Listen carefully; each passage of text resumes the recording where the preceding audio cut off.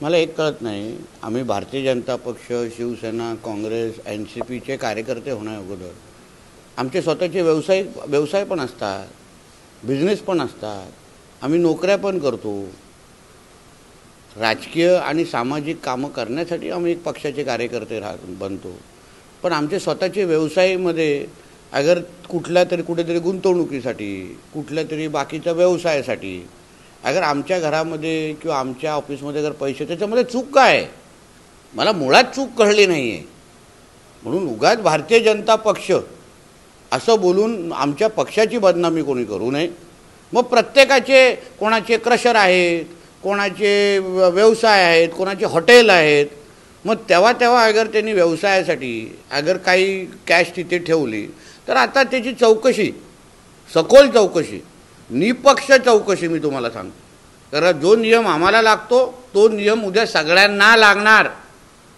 हे वाक्य सगळ्यांनी नोंद करून ठेवावं. हमाम में सब नंगे होते. म्हणून निवडणूक आयोग, पोलीस खातं सखोल चौकशी, निपक्ष चौकशी करेल आणि जे काय दोषी आहे त्याला कारवाई आम्ही निश्चित पद्धतीने करणार. यामध्ये साहेब निलेश राणे असे म्हणतात की रवींद्र चव्हाण ज्या वेळी सिंधुदुर्ग जिल्ह्यामध्ये येतात त्यावेळी असा प्रकार घडत असतो. असं आहे, तो राजकीय आरोप आहे. प्रदेश अध्यक्ष आहेत, आज ते कुठे बुलढाणामध्ये आहेत, आज ते जळगावमध्ये आहेत, काल ते CM साहेबांबरोबर बदलापूरमध्ये होते. प्रदेश अध्यक्ष असल्यामुळे महाराष्ट्रातल्या प्रत्येक कानाकोपऱ्यात जाणं हे त्यांचं काम आहे. म्हणून तो राजकीय आरोप आहे, त्याला राजकीय चष्म्याने आपण पाहिलं पाहिजे. कोण कुठे जात असतील. आता आम्ही उदय सामंतांबद्दल बोललो तर तेव्हा अगर आम्ही अशा पद्धतीचा धिंगाणा घातला तर बोला. हां साहेब, शरद पवार असं म्हणतात की कामावर नाही पैशावर मतं मागितली जातात. असं आहे. आदरणीय पवार साहेबांच्या प्रश्नावर किंवा स्टेटमेंटवर उत्तर देणं एवढा मी काय मोठा नाही.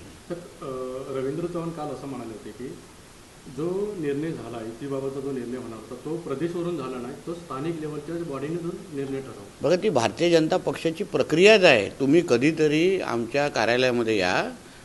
आम्ही जसा भारतीय जनता पक्ष समजून घेतलेला आहे तसं आमच्या पत्रकार मित्रांना सांगेन तुम्ही पण समजून घ्या.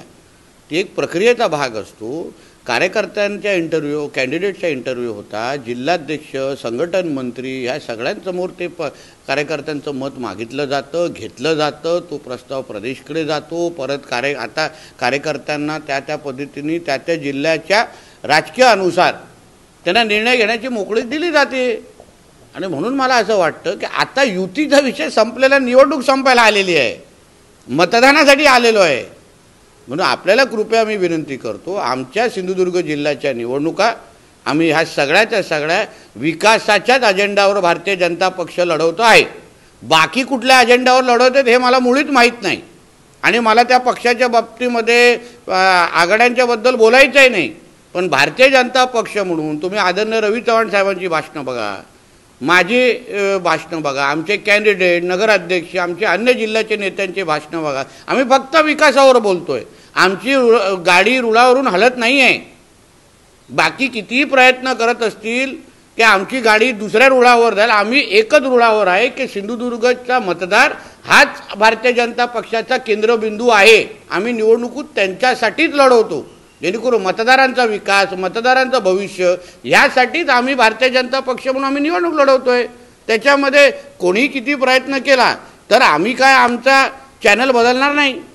साहेब, आपण सावंतवाडी असं म्हटलं होतं की ही अंदर की बात आहे, दीपक भाई हमारे साथ आहे. त्यावर दीपक भाई असं म्हणतात की माझी तब्येत बरी नसल्यामुळे मी काही दिवस बाहेर पडलेलो नाही आहे, मात्र माझ्या नावाचा वापर करणं चुकीचं आहे, मला मत म्हणजे शिवसेनेला मत. बघा, आदरणीय दीपक केसरकर साहेब हे ज्येष्ठ आहेत. त्यांच्या तब्येत असो, त्यांच्या ह्या आरोग्याबाबतीमध्ये आम्हाला सगळेच आम्ही म्हणजे त्यांच्याबद्दल वारंवार आम्ही विचारपूस करतो. आम्ही त्यांच्या बाबतीमध्ये सगळ्या पद्धतीने काळजी जेवढे आम्हाला शक्य आम्ही पण घेणार आहोत. काही महिन्या अगोदर जेव्हा ते आजारी पडले तर मी त्यांना भेटायला गेलेलो. त्याचा आणि आजारपणाचा आणि निवडणुकीचा काही संबंधच नाही आहे, काहीच संबंध नाही आहे. आणि म्हणून त्यांनी बोलावं ना की राजघराण्याशी माझा काही संबंध नाही, राजघराण्याचे जे उमेदवार आहेत त्यांच्याशी माझा काही संबंध नाही. एकदा केसरकर साहेबांनी बोलले तर आपल्यालाही कळेल. केसरकर साहेबांचं मन किती मोठं आहे हे आम्हाला माहिती आहे. आणि राजघराण्याबद्दल तर त्या भावनिक आहेत, हळवे आहेत एकदम. म्हणून त्या विचारांनी, त्या अधिकारवाण्यानी ते निश्चित पद्धतीने राजघराण्यातल्या व्यक्तीला आशीर्वाद देतील या व्यक्तीवर मी आजही ठाम आहे. सर, निलेश राणे युती न झाल्यामुळे मित्रपक्षावर आरोप करत आहेत. मी तुम्हाला परत बोलतो, निवडणुकीचं मतदानाची तारीख यायला लागली, तुम्ही काय तुमचा मूड बदलायला तयार नाही आहे.